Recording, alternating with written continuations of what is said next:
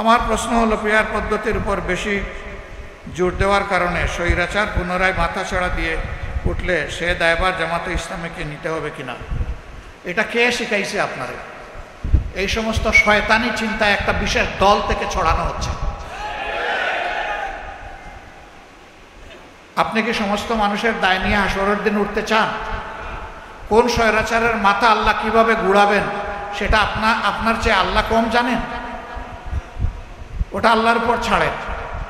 আগে ওরা নিষিদ্ধ হওয়ার আগে বলতো ওরা তো ইলেকশন করবে, তখন 70-80-90টা পেয়ে যাবে, তাই তো তারা সংসদে এসে আবার বাহাদুরি করবে, তারাই প্রধান বিরোধী দল হয়ে যাবে। আমরা তখন বলেছিলাম যারা নির্বাচনী ব্যবস্থাকে হত্যা করেছে তাদের নির্বাচন করার অন্তত এবার কোনো অধিকার নাই। এখন এইটা হয়ে গেছে। এখন বলে এরা কায়দা কানুন করে এই দিকে ওই দিকে এই দিকে আসবে। সমাজের মানুষকে অত দুর্বল ভাববেন না। এই সমস্ত স্বৈরাচাররা, আমরা আশা করছি শহীদদের পিছলা রক্তের উপর দাঁড়াইয়া এবার কোথাও কোনোভাবেই এরা ইলেকশন করার সুযোগ পাবে না ইনশাআল্লাহ।